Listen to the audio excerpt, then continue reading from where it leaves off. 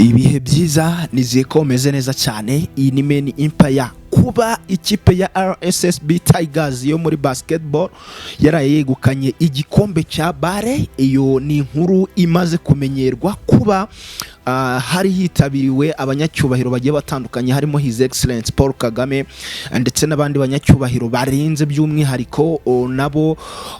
Kuba iyo nkuru yabaye ni ibintu byamaze kuba bimenyerwa. Ngiye kukubwira impamvu nyamukuru aba bakobwa cyangwa se abakobwa b'ikimero mu myambaro idasanzwe myiza baba bicaye imbere hariya ku ntebe z'imbere hariya muri BK Arena, by'umwihariko muri iyi bare imaze iminsi iba. Ariko akarusho kuri uyu mukino wa nyuma ubwo ikipe ya RSSB Tigers yamaze kuba cyangwa se yari imaze kuba itsinda ya Petro yo muri cyangwa se Petro do Rwanda imaze kuyitsinda amanota 98 ku manota 88 muri rusange. Uti rero bimeze bite? Iyi ni irushanwa cyangwa se ni umukino wa nyuma ubwo wabaga muri iri joro, by'umwihariko ubwo ikipe ya RSSB yabaga imaze kuba yegukana igikombe.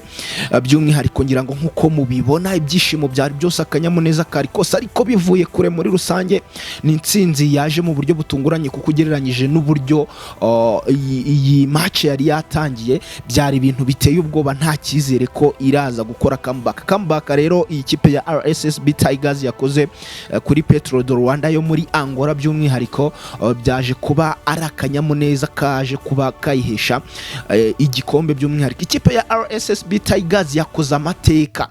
Ndaza iyo nkuru irambuye nze kuyiguha yabari abakobwa uburyo rwose uburyo biba byatoranyijwe. Abenshi baribaza ati ese biri muri gahunda ya Visit Rwanda nabyo cyangwa nabyo ni umuteguro uba wakozwe? Ariko ndaje mbikubwire.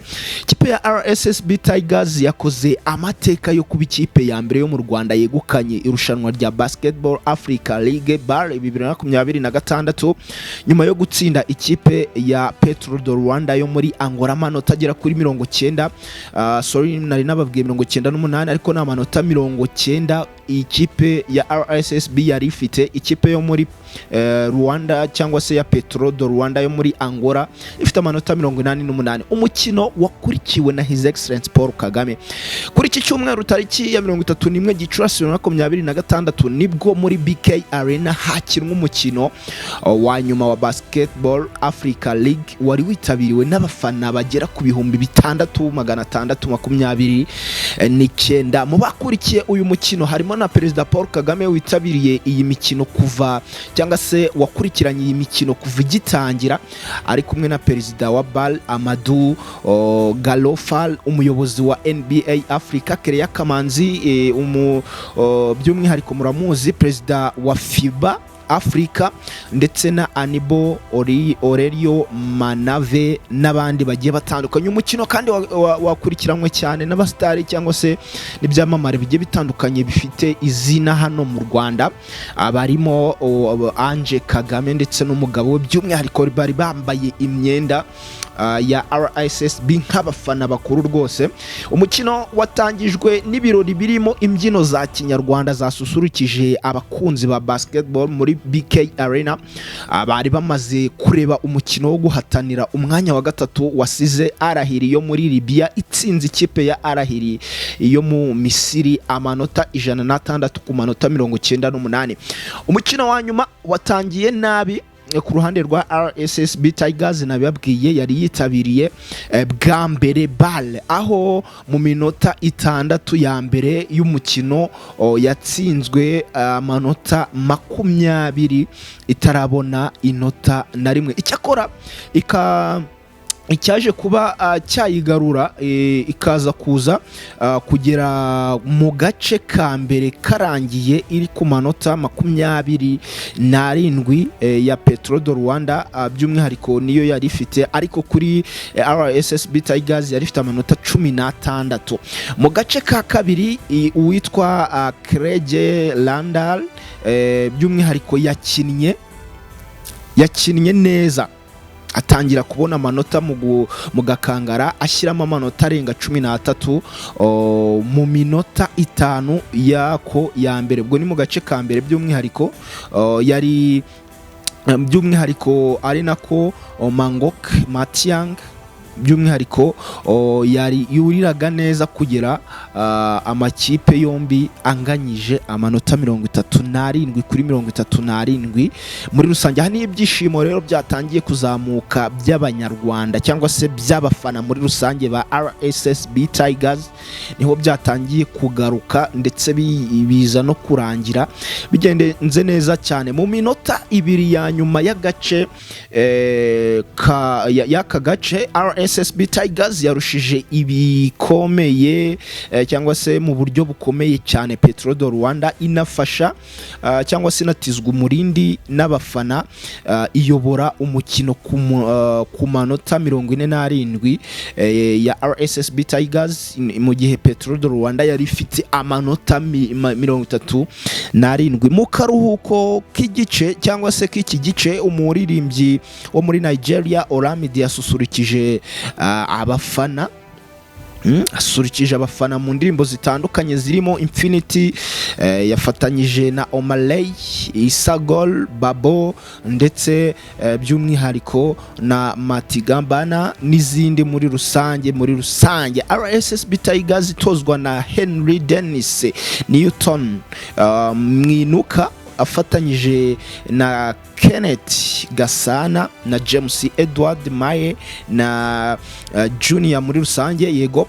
Yayoboye umukino by'umwihariko ku kinyuranyo cy'amanota 5 ibifashijwemo na Tayafal Ronald Junior washyirwagamo cyangwa se washyiragamo amanota 2 inshuro nyinshi icyarimwe.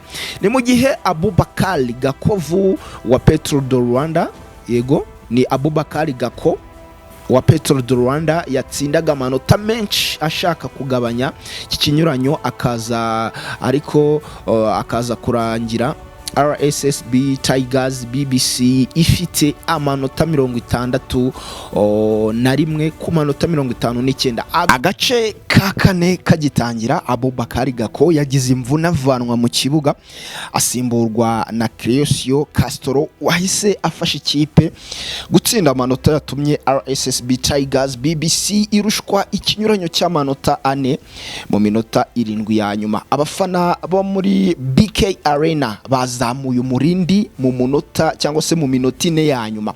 RSSB Tigers iva inyuma yongera kurusha amanota 5 Petro do Rwanda ibifashijwemo na Craig Landal.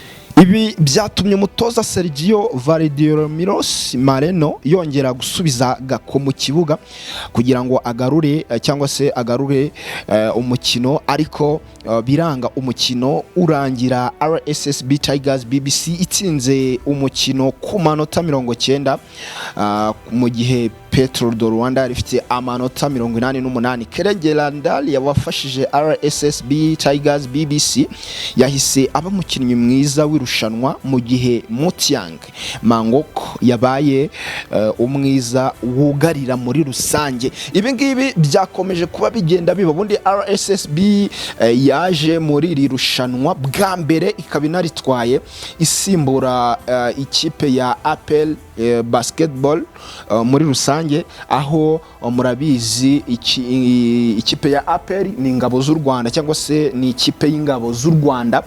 Rero bya bindi bishamikesha cyangwa se bihuriranye nuko ingabo z'u Rwanda Amerika zifatiye ibihano, nibyo byatumye zitabasha cyangwa se kwitabira rino rushanwa, kubera ko BAL ishamikiye kuri NBA cyangwa se ikigo cyo muri NBA cyangwa se muri rusange Federation ya NBA, kandi niyo abanyamerika.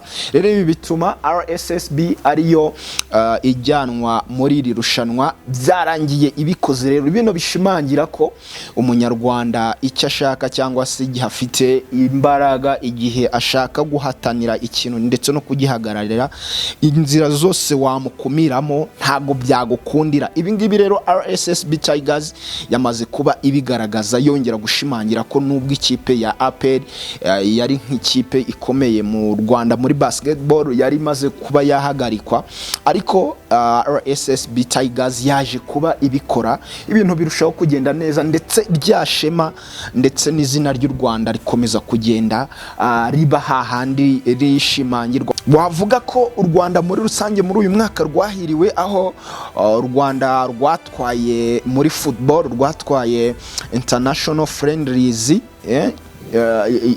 imikino yabaye international friendlies series yabaye mu Rwanda, bikarangira u Rwanda rusigaranye igikombe. Murabizi hari haje amakipe agiye atandukanye, ariko ibingibi ntago ari byo ndazaho.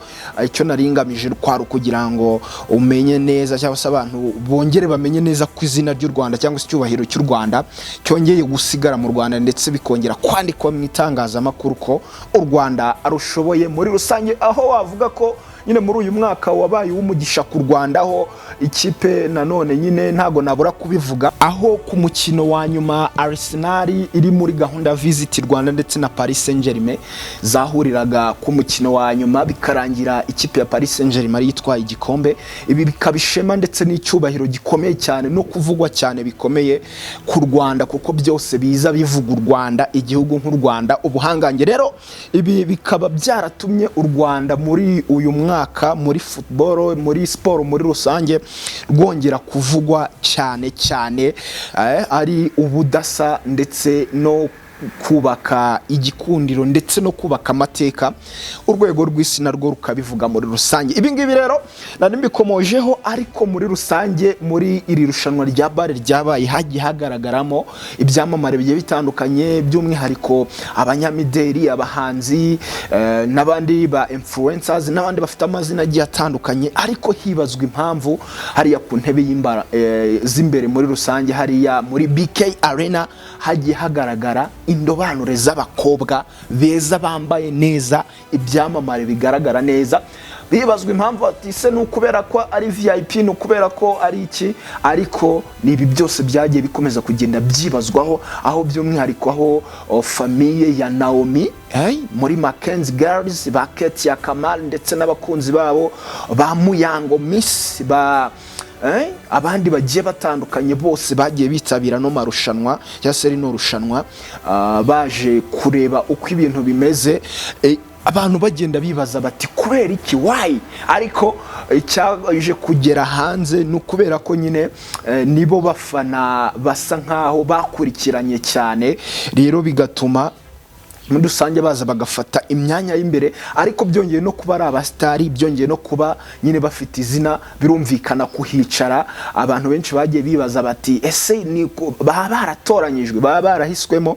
Ariko muri rusange ntago ari cyo byari bigamije. Ari kugendera kuri aho ngaho, wavuga ko na Ange Kagame nawe yagiye azamo kenshi cyane, even na His Excellency Paul Kagame nawe yagiye yitabira ino mikino aza kureba uko bimeze, ariko ntago yagiye agaragara mu myanya y'imbere. Ahubwo muri rusange buri wese ara muri BK Arena iyo yicaye cyangwa se iyo yinjiye bafite uburenganzira bwo kwicara ahashatse. Ariko muri rusange bigaragara ko byari n'ibintu biryoshye, byari n'ibintu byanatumye muri rusange abakunzi b'u Rwanda cyangwa se abantu bakunda u Rwanda bavuga bati aba bantu babambaye ukwabo, abantu babaye byagenze neza.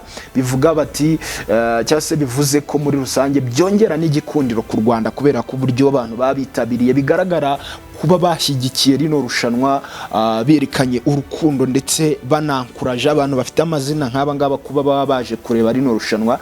Bituma nyine byongera igikundiro ndetse bikanongera audience, ndetse bikanakuza vibration muri rusange mu Rwanda ndetse n'ahandi hose muri rusange, bigatuma igikundiro gikomeza kugenda kizamuka neza neza. N'ibyishimo bikomeye cyane kuri RSSB Tigers muri rusange, yamaze kuba yandika amateka ndetse igasigarana igikombe mu Rwanda, bikaza ari ibigwi byongera ku byo u Rwanda rwagiye rugeraho muri siporo muri rusange muri uyu mwaka. Wavuga ko uyu mwaka wa 2026 ari umwaka w'umugisha ndetse n'amahirwe ku Rwanda, aho muri rusange izina ryagiye rikomeza kugenda ryandikwa hirya no hino mu bikorwa bigiye bitandukanye ndetse no mu bitangazamakuru bigiye bitandukanye muri rusange. Rero ni ibyishimo byishimwe cyangwa se byagaragajwe na n'abantu benshi cyane barimo Minisitiri wa Sport Neri Mukazayire ndetse n'abandi bagiye batandukanye bagiye bavuga bati u Rwanda ruracyakomeza gusonga mbere ibintu birushaho kugenda neza. Ni mu gihe kandi ikipe ya APR Football Club nayo yashyikirizwaga igikombe aho CDS afande CDS nawe muri rusange yarari muri uwo muhango wo gushyikirizwa igikombe nk'umu CEO cyangwa se umuvugizi mukuru w'ikipe ya APR, ikipe ya gisirikare muri rusange yari yakinaga n'ikipe ya Gicumbi bikarangira n'ubundi nyine ishyikirijwemo icyo gikombe. Andi makuru agiye atandukanye komeza ubane natwe 5 kuri 5 tuzaye tugenda tuyakugezaho 5 kuri 5. Komeze ubane natwe ni Empire, keep subscribing, like, share ndetse na comment, ubundi tujye dukomeza kugenda tubana 5 kuri 5.